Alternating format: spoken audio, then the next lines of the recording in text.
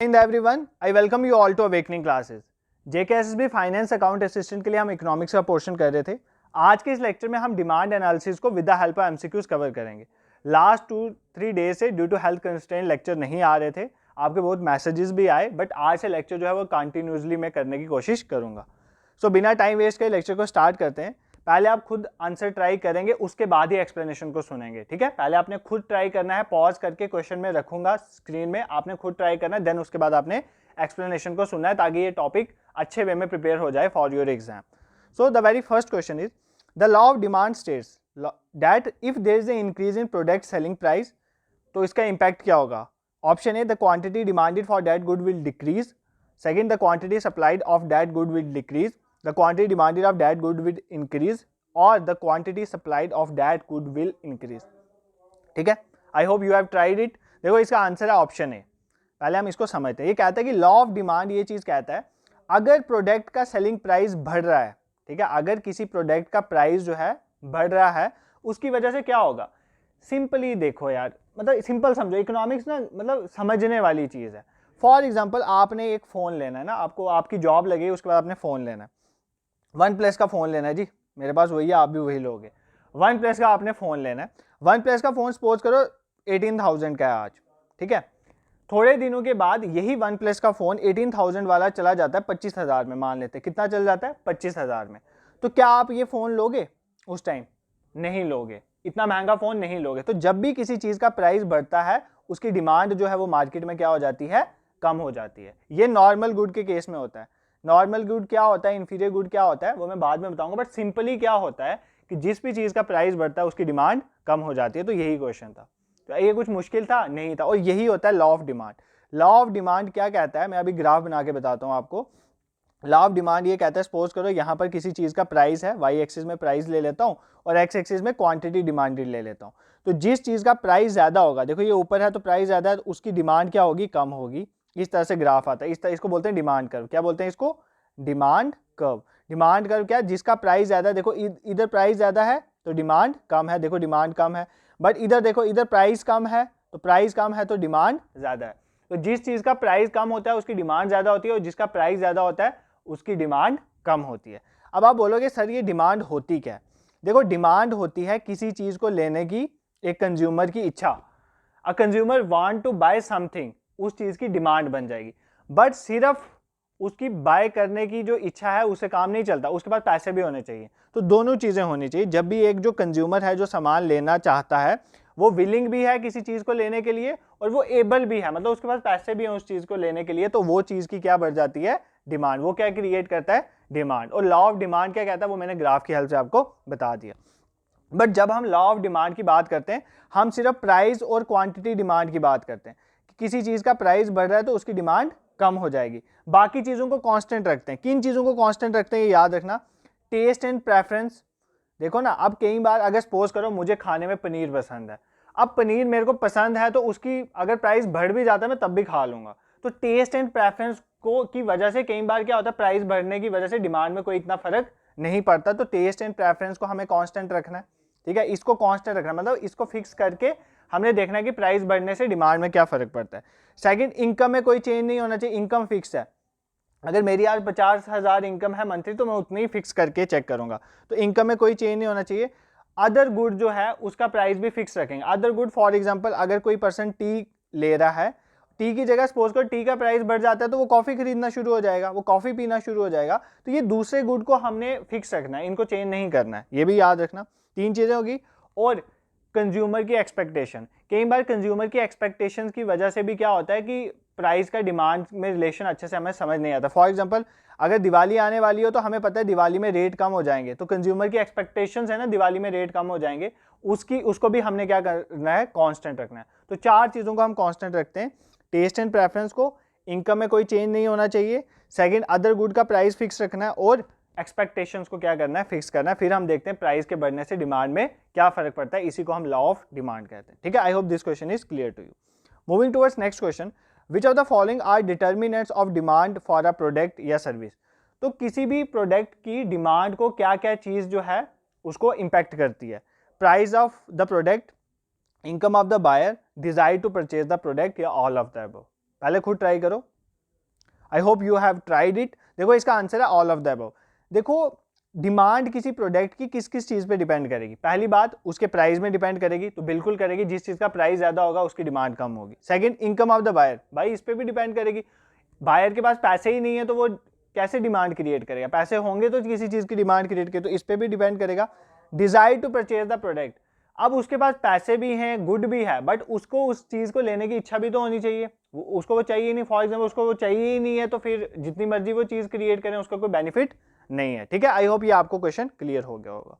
Moving towards question number third, if the price of a good is equal to equilibrium price, अगर किसी good का price equilibrium price के बराबर है तो क्या होता है। The quantity demand of a good is same as the quantity supplied and the price will remain unchange. The quantity demand of a good is more than the quantity supplied, the price will fall. The quantity demand of a good is less than the quantity supplied and the price will rise, or none of the above। ठीक है, पहले खुद pause करके try करो। देखो इस question का answer है ऑप्शन ए, यही प्राइस इक्विलिब्रियम की डेफिनेशन भी है। अगर किसी गुड का प्राइस, किसी भी सामान का प्राइस उसके इक्विलिब्रियम के बराबर है तो उसका मतलब पता है क्या होता है, उसका मतलब होता है जितनी उस गुड की डिमांड है उतनी ही उसकी सप्लाई है। जब भी जितनी आप किसी चीज़ की डिमांड करते हो उतनी ही अगर उसकी मार्केट में सप्लाई भी है तो उस कंडीशन को हम बोलते हैं कि वो प्राइस इक्विलिब्रियम वाली स्टेट आ गई। उस केस में गुड का प्राइस इक्विलिब्रियम प्राइस के बराबर हो जाता है और वो प्राइस चेंज नहीं होता, वो अनचेंज आता है, प्राइस ना बढ़ेगा ना कम होगा। देखो ना यार, सिंपल है, जितनी किसी चीज़ की डिमांड है मार्केट में, फॉर एग्जाम्पल कोई कार है, उसकी जितनी डिमांड है उतनी मार्केट में सप्लाई भी आ रही है। फॉर एग्जाम्पल मैन्युफैक्चर उतना उसको प्रोड्यूस भी कर रहे हैं, जितनी आप डिमांड करें उतना वो प्रोड्यूस भी हो रहा है, तो उसके प्राइस में तो कोई फर्क नहीं पड़ेगा, ना प्राइस उसका बढ़ेगा ना कम होगा। तो वो कंडीशन होती है इक्विलिब्रियम की। तो ये याद रखना, इक्विलिब्रियम की कंडीशन में क्या होता है, quantity demand is equals to quantity supplied, तो उसकी वजह से प्राइस जो है वो अनचेंज रहता है। इसको किसी भी तरह से एग्जाम में पूछ सकता है, ऐसे भी पूछ सकता है, अगर quantity demand is equal to quantity supplied है तो प्राइस क्या होगा, प्राइस बढ़ेगा, प्राइस कम होगा या अनचेंज रहेगा। तो इस केस में प्राइस जो है वो अनचेंज रहेगा। ठीक है, ऐसे हर तरह के क्वेश्चन यहाँ से फ्रेम हो सकते हैं। इकोनॉमिक्स में कंसेप्ट को समझना जरूरी है, अगर आप ऐसे ही रट्टा मार के 4-5 चीजें करके चल जाओगे तो इकोनॉमिक्स नहीं होने वाली है। इसको समझ के करना, रट्टे मारने वाले सब्जेक्ट भी होते हैं बट इकोनॉमिक्स नहीं है। ठीक है, नेक्स्ट क्वेश्चन पे मूव करते हैं। Tea and coffee are dash goods, tea and coffee किस तरह के गुड्स हैं, सब्सटीट्यूट, नॉर्मल, कंप्लीमेंट्री या इन्फीरियर। ठीक है, ये चारों आपको पता होने चाहिए। तो टी और कॉफी किस तरह के गुड्स हैं, आई hope you have tried it. ये सब्सटीट्यूट जो है गुड्स हैं, इनको सप्लीमेंट्री गुड्स भी कहते हैं। ठीक है, सब्सटीट्यूट या सप्लीमेंट्री का मतलब, फॉर एग्जांपल टी आप कंज्यूम करते हो, आपको चाय पीने की आदत है, बट चाय के प्राइस बढ़ जाते हैं, टी के प्राइस बहुत ज़्यादा बढ़ जाते हैं। अब क्या होगा, टी की डिमांड कम हो जाएगी। क्यों कम हो जाएगी, आप टी नहीं पियोगे क्योंकि प्राइस बहुत ज़्यादा बढ़ गए, आप क्या करना शुरू कर जाओगे, टी की जगह कॉफ़ी पीना शुरू हो जाओगे। तो किसकी डिमांड बढ़ जाएगी, कॉफ़ी की डिमांड जो है वो बढ़ जाएगी। ठीक है, अगर टी का प्राइस बढ़ रहा है तो आप टी नहीं पियोगे, टी की डिमांड क्या हो जाएगी, कम हो जाएगी, बट कॉफ़ी का जो डिमांड है वो बढ़ने शुरू हो जाएगी। क्यों, क्योंकि कॉफ़ी जो है वो टी का सब्सटीट्यूट है। अगर आप टी नहीं पी रहे हो और ठंडे इलाके में रहते हो तो आप क्या पियोगे, कॉफ़ी पियोगे। और कुछ टी लवर भी होते हैं जो गर्मी में भी टी पीते हैं, ऐसी बात नहीं है, बट यहाँ पर ये कहने का मतलब है कि अगर आप टी नहीं पी रहे हो, क्यों नहीं पी रहे हो, क्योंकि टी का प्राइस बढ़ गया, तो आपके पास एक सब्सटीट्यूट है क्या, कॉफ़ी। तो ये होते हैं सब्सटीट्यूट गुड्स। ठीक है, आई होप ये क्लियर है। कंप्लीमेंट्री गुड्स होते हैं जो दोनों इकट्ठे चलते हैं। फॉर एग्जांपल के तौर में, जैसे फॉर एग्जांपल आ गया sugar and T, sugar and T, ये क्या है, ये दोनों कंप्लीमेंट्री है। मतलब अगर चाय के प्राइस बढ़ेगा, चाय का प्राइस बढ़ रहा है, तो चाय का प्राइस बढ़ने की वजह से क्या होगा, चाय की डिमांड कम हो जाएगी। अगर लोग चाय नहीं पियेंगे तो चीनी कहाँ जाएगी, चीनी भी नहीं लगेगी, इसका मतलब चीनी की भी डिमांड कम हो जाएगी। तो ये कंप्लीमेंट्री गुड्स होते हैं। जब एक की डिमांड कम होने की वजह से दूसरे की डिमांड भी कम हो जाती है तो उसको बोलते हैं कंप्लीमेंट्री गुड्स। सप्लीमेंट्री में क्या होता है, अगर एक की डिमांड कम हो रही है, फॉर एग्जांपल चाय की डिमांड कम हो रही है तो कॉफी की डिमांड बढ़ रही है, तो ये होते हैं सप्लीमेंट्री गुड्स। ठीक है, नॉर्मल गुड्स वो गुड्स होते हैं जो सिंपली हम डेली यूज में देते हैं, फॉर एग्जांपल फोन हो गए, ये सब नॉर्मल गुड्स हैं।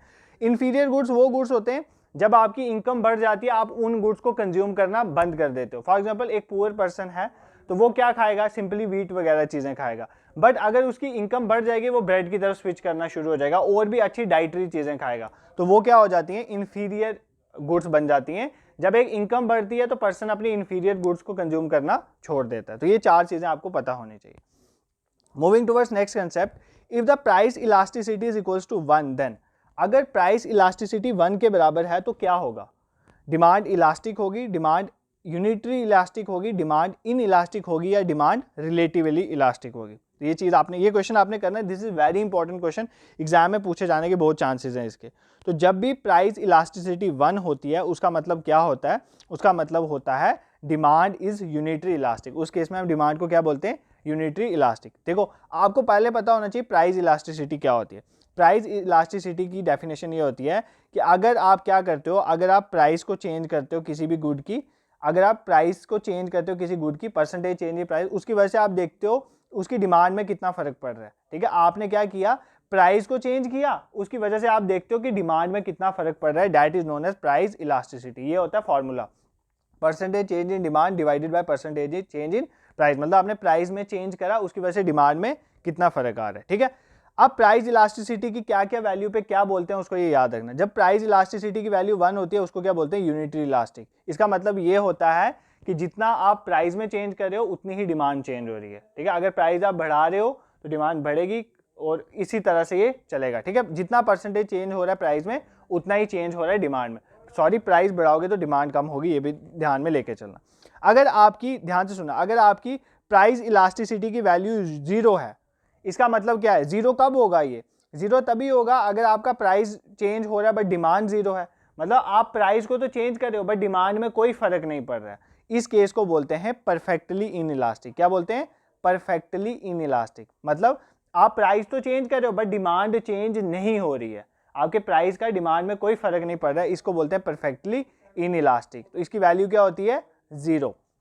ठीक है, और जब परफेक्टली इन इलास्टिक की वैल्यू इनफाइनाइट हो जाती है उसको बोलते हैं परफेक्टली इलास्टिक। क्या बोलते हैं, परफेक्टली इलास्टिक। परफेक्टली इलास्टिक मतलब आपने थोड़ा सा डिमांड में चेंज करा, मतलब आपने 0 चेंज करा प्राइस में और आपका इनफाइनाइट चेंज हो गया किसमें, डिमांड में। डिमांड में बहुत ज़्यादा चेंज आ जाना, that is known as perfectly elastic. ये चीज़ आपने याद रखनी है। ठीक है, और जो परफेक्टली इलास्टिक की वैल्यू होती है ना, उसकी वैल्यू जो है वो बेसिकली 1 से लेस हो तो उसको बोलते हैं रिलेटिवली इन इलास्टिक, और अगर 1 से ग्रेटर हो तो उसको बोलते हैं रिलेटिवली इलास्टिक। तो ये 5 चीज़ें आपने याद रखनी है।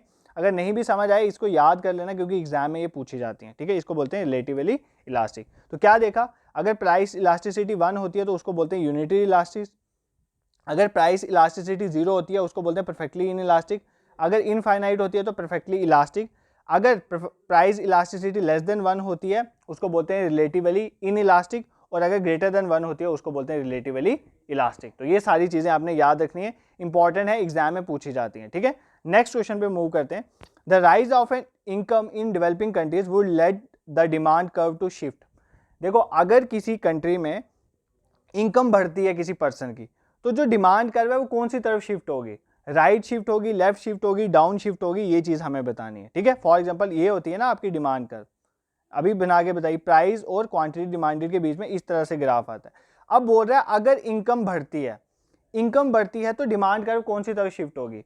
तो देखो, अगर इनकम बढ़ेगी, अगर किसी चीज़ की, किसी पर्सन की इनकम बढ़ेगी, उसकी वजह से क्या होगा, वो ज़्यादा से ज़्यादा चीज़ें खींचेगा, खरीदने की कोशिश करेगा, मतलब डिमांड जो है वो बढ़ेगी। तो जब भी डिमांड बढ़ती है तो राइट तरफ शिफ्ट होगा, याद रखना, और जब भी डिमांड कम होगी वहाँ तब लेफ्ट तरफ शिफ्ट होगा। इस केस में क्या हो रहा है, इनकम बढ़ रही है तो डिमांड बढ़ेगी, डिमांड बढ़ेगी तो राइट तरफ जो है वो डिमांड कर्व जो है शिफ्ट हो जाएगी, मतलब यहाँ से इस तरफ आ जाएगी। अगर इनकम कम होती है किसी पर्सन की तो डिमांड कम करेगा, उस केस में लेफ्ट तरफ जो है वो शिफ्ट हो जाता है। ये चीज़ याद रखना। ठीक है, 2 चीज़ें होती है, एक होता है शिफ्टिंग, एक होता है मूवमेंट। जब इसी लाइन में चेंजिंग होगी, मतलब ऊपर जाएगा नीचे जाएगा, इसको बोलते हैं मूवमेंट। जब राइट लेफ्ट जाएगा उसको बोलते हैं शिफ्टिंग। अगर इनकम बढ़ेगी तो आपने याद रखना है राइट तरफ शिफ्ट होती है डिमांड कर्व, और अगर इनकम कम होगी तो लेफ्ट तरफ शिफ्ट होती है डिमांड कर्व। ये चीज़ आपने याद रखनी है। ठीक है, नेक्स्ट क्वेश्चन पे मूव करते हैं।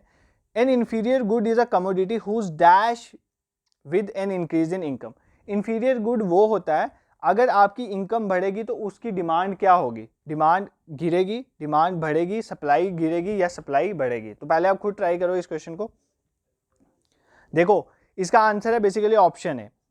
क्या कहता है कि इन्फीरियर गुड के केस में क्या होता है, अगर इन्फीरियर गुड है, अगर आपकी इनकम बढ़ रही है, ठीक है, अगर आपकी इनकम बढ़ रही है तो आप इन्फीरियर गुड को क्या खरीदोगे कि नहीं खरीदोगे, नहीं खरीदोगे। इन्फीरियर गुड क्या होता है, देखो इन्फीरियर गुड वो गुड आते हैं इन्फीरियर गुड की कैटेगरी में जो आप यूजुअली, फॉर एग्जांपल मैं मान लेता हूँ कि मैं अभी मेरे पास इनकम का कोई सोर्स नहीं है, तो मैं क्या करता हूँ, यूज्ड क्लॉथ्स पहनता हूँ, ठीक है। मैं कहीं मार्केट में जाता हूँ तो जो ऑलरेडी यूज्ड क्लॉथ्स नहीं होते, जो लोगों ने, अमीर लोगों ने पहन के फिर वो बेचने के लिए आते हैं सस्ते रेट में, तो मैं वो खरीदूंगा, ठीक है। अब क्या हुआ, मेरी जॉब लगी या मैं कहीं से इनकम अर्न करना शुरू हो गया, मेरी इनकम होगी महीने की 1 लाख रुपया।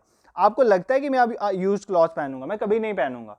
तो ये इसकी जो है अब इस इन्फीरियर गुड की डिमांड क्या हो जाएगी, कम हो जाएगी। आपकी इनकम बढ़ेगी तो आप इन्फीरियर गुड नहीं लोगे, अब आप नए कपड़े लोगे। तो ये आपने याद रखना है, जब भी इन्फीरियर गुड की बात होती है तो इन्फीरियर गुड की डिमांड कम हो जाती है अगर इनकम बढ़ती है। तो ये चीज़ आपने याद है। नॉर्मल गुड के केस में ऐसा नहीं होता है। नॉर्मल गुड के केस में क्या होता है, अगर आपकी इनकम बढ़ेगी तो नॉर्मल गुड का वो प्राइस पे भी डिपेंड करता है, बट इन्फीरियर गुड में अगर आपकी इनकम बढ़ रही है तो इन्फीरियर गुड की डिमांड जो है वो कम हो जाएगी। ये चीज़ आपने याद रखनी है, ठीक है। नेक्स्ट क्वेश्चन पे मूव करते हैं। Under the cross elasticity of demand, मतलब इलास्टिसिटी कर्व की बात कर रहे हैं यहाँ पर, बिटवीन टू सब्सटीट्यूट प्रोडक्ट। अगर दो सब्सटीट्यूट प्रोडक्ट हैं, बता दिया मैंने आपको सब्सटीट्यूट प्रोडक्ट वाला केस, टी कॉफी वाला, उसका ये क्वेश्चन है। तो आपने ट्राई करो अपने नॉलेज के बेसिस में। If the product of one product increases, price अगर एक प्रोडक्ट का इंक्रीज होता है, demand for other product will decrease. If the price of one product decreases, the demand for other product will decrease. If the price of one product decreases, the demand for other product will increase, और none of the above, ठीक है। पहले आप खुद try करें इस question को। आई hope you have tried. देखो इसका आंसर ऑप्शन बी है। ये कहता है कि अगर प्राइस एक प्रोडक्ट का डिक्रीज हो रहा है, फॉर एग्जांपल टी की बात करते हैं, टी का प्राइस जो है अगर कम हो रहा है, ठीक है, टी का प्राइस कम हो रहा है, इसका मतलब टी की डिमांड क्या हो जाएगी, टी की डिमांड बढ़ जाएगी। टी की डिमांड क्या हो जाएगी, बढ़ जाएगी। The demand for other good, देखो टी की डिमांड बढ़ गई है, the demand for other good will decrease, तो कॉफी की तो कम हो जाएगी ना। अगर टी की डिमांड बढ़ रही है तो इसका मतलब कॉफी की डिमांड जो है वो कम हो जाएगी, कॉफी की डिमांड कम हो जाएगी। ये चीज आपने याद रखनी है, ठीक है। देखो क्या कह रहा था, कह रहा है कि अगर प्राइस एक प्रोडक्ट का डिक्रीज हो रहा है, फॉर एग्जांपल टी का प्राइस कम हो रहा है, टी का प्राइस कम हो रहा है मतलब टी की डिमांड बढ़ रही है। अगर टी की डिमांड बढ़ रही है तो उसके सब्स्टिट्यूट गुड की डिमांड कम हो जाएगी। अगर यहाँ पर टी की डिमांड कम हो रही होती तो कॉफी की बढ़ जाती, ठीक है। ये दोनों सब्स्टिट्यूट हैं। ये सब्स्टिट्यूट के केस में होता है कि अगर एक की डिमांड बढ़ेगी तो दूसरे की कम हो जाएगी। कंप्लीमेंट्री में ऐसा नहीं होता। कंप्लीमेंट्री में अगर एक की डिमांड बढ़ेगी तो दूसरे की भी बढ़ेगी। अगर चाय की डिमांड बढ़ रही है तो चीनी की भी डिमांड बढ़ेगी। अगर शूज की डिमांड बढ़ रही है तो शूज के लेजिस की भी डिमांड बढ़ेगी। ये चीज आपने याद रखना है, ठीक है। तो इस क्वेश्चन को इस तरह से आपने लेके, अब शूज और चप्पल क्या होते हैं, सप्लीमेंट्री हैं। अगर शूज की डिमांड बढ़ रही है तो सपोज करो चप्पल कम लगेगी। तो इस तरह से भी आप चीजें याद रख सकते हो। तो इस तरह के क्वेश्चन एग्जाम में पूछे जाते हैं। अब देखो ये क्वेश्चन कोई याद करने या रट्टा मारने वाला है नहीं, ये समझने वाले क्वेश्चन है।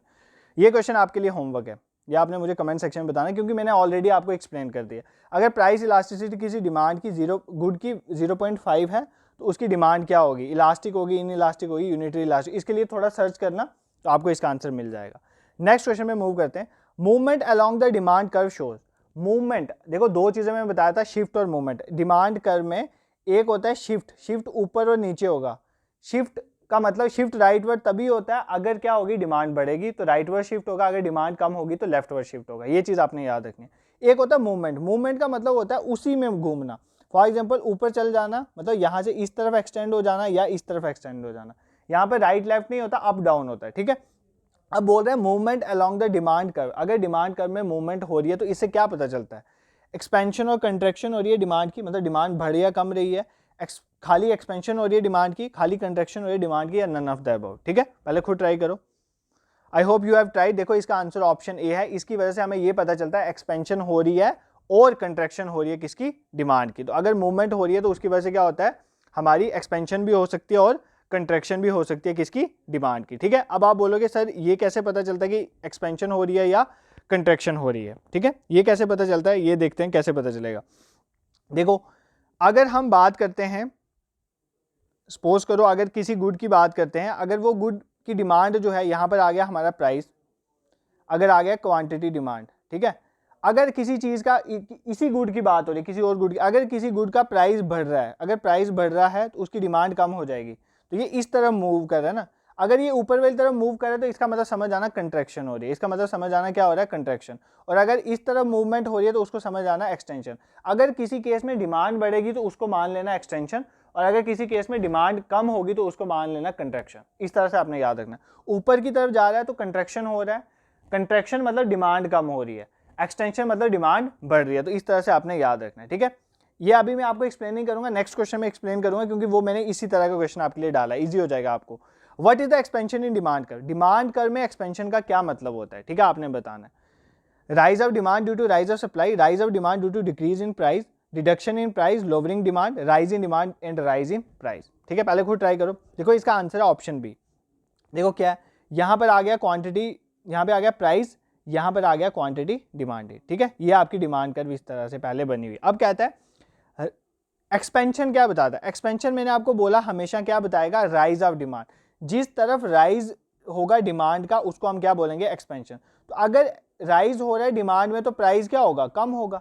तो बेसिकली एक्सपेंशन क्या बताता है, राइज ऑफ डिमांड और डिक्रीज इन प्राइस। कंट्रैक्शन क्या बताता है, rise in price decrease in demand, उल्टा होता है इसका। तो आई होप आपको एक्सटेंशन, कंप्रेशन, राइटवर्ड शिफ्ट और लेफ्टवर्ड शिफ्ट ये चीजें सारी समझ आ गई होंगी। ठीक है, and the last question for today is, और ये क्वेश्चन आपने ऑलरेडी भी करा हुआ है, the law of declining marginal utility. ये मैंने लास्ट लेक्चर में बताया था कि law of declining marginal utility हमें क्या बताता है। ऑप्शन देखो, एक सेकेंड वेट करना। Law of declining marginal utility क्या कहता है, with first unit utility is at peak, पहले यूनिट में यूटिलिटी पीक में होती है। Increasing the number of unit consume raises the marginal utility, अगर जो है नंबर ऑफ यूनिट आप कंज्यूम कर रहे हो वो बढ़ते जा रहे हैं तो मार्जिनल यूटिलिटी बढ़ेगी। और थर्ड ऑप्शन कहता है मोर यूनिट जैसे आप यूज करोगे मार्जिनल यूटिलिटी डिक्रीज होगी, और अगर आप मोर यूनिट कंज्यूम करते हो यूटिलिटी जो है वो स्लो पेस से ग्रो करेगी। तो कौन सा आंसर इसका करेक्ट है? देखो इसका ऑप्शन 4 जो है वो करेक्ट है। जैसे जैसे आप यूनिट कंज्यूम बढ़ाते हो यूटिलिटी जो है स्लोअर पेस से बढ़ती है। फॉर एग्जाम्पल मैंने आपको मार्जिनल यूटिलिटी में पढ़ाया था, अगर आप पहली चीज़ कंज्यूम करते हो आपको बहुत सेटिस्फेक्शन मिलेगी। आपको 10 केले खिला देंगे तो आपको 11th केले में सेटिस्फेक्शन मिलेगी, बट आपको अगर ऑलरेडी मैंने 50 केले खिला दिए हैं तो 51th बनाना के लिए आप में कोई भी सेटिस्फेक्शन इतनी नहीं बचने वाली, तो वो स्लोअर पेस से ग्रो होती है। ये चीज़ आपने याद रखनी है। ये लास्ट लेक्चर से था, बाकी क्वेश्चन आज के थे। ठीक है, आई होप ये आपको पसंद आया होगा। देखो आज मेरी हेल्थ ठीक नहीं थी, मुझे पता है मैं उतना अच्छे से लेक्चर जो है डिलीवर नहीं कर पाया, बट जितना भी आपको समझ आया, क्योंकि एग्जाम पास आ रहा है तो मैं एक दिन और ऑफ नहीं रखना चाहता था, इसलिए मैं लेक्चर ले आया। तो देखो जो स्टूडेंट्स हैं जिन्होंने मॉक टेस्ट में इनरोल नहीं करा अभी तक, तो वो फाइनेंस अकाउंट असिस्टेंट के मॉक टेस्ट में जरूर इनरोल करें। 11 आज जो है फर्स्ट मॉक आपका हो गया है। ऐसा नहीं है, अनलिमिटेड अटेम्प्ट है, मॉक वहीं पर पड़े हुए हैं, आप कल भी इनरोल करोगे तब भी आप इस टेस्ट को दे सकते हो। देखो आपको टेस्ट देना चाहिए, उसके बाद 2 दिन का ब्रेक है, आपने अपनी कमियों से सीखना, और 14 को नेक्स्ट टेस्ट होगा। इसी तरह से आपको टेस्ट आते जाएंगे, और आपके जो एग्जाम जो सेट किया गया है मॉक में वो पूरा एग्जाम रेलिवेंट है, एग्जाम की तरह से ही क्वेश्चन है। ठीक है, एग्जाम वाला फील आएगा। बट एक मेरी आपसे रिक्वेस्ट है, टेस्ट अच्छे से देना, फ़ोन को फ्लाइट मोड में अच्छे से डालकर, मतलब आगे पीछे कट होकर अच्छे से टेस्ट देना, ताकि अच्छे वे में आपका ये टॉपिक जो है वो प्रिपेयर हो जाए एग्जाम के लिए। ठीक है, this is it for today. और टेलीग्राम ग्रुप को जरूर ज्वाइन करें, वहाँ पर हम आपको PDF वगैरह शेयर करते हैं, प्लस कोई भी इन्फॉर्मेशन हम वहीं शेयर करते हैं। और अगर आपको कंटेंट और पढ़ाने का वे पसंद आ रहा है तो चैनल को जरूर सब्सक्राइब करें और शेयर भी करें टू अदर्स। देखो आप ही हमारे एसेट हो, मैं आपको ही बोलूँगा, मैं किसी और को नहीं बोलूँगा। यू आर माई फैमिली, आपका ही काम बनता है कि आपको चैनल को ग्रो करवाना है। ठीक है, this is it for today, thank you so much for watching.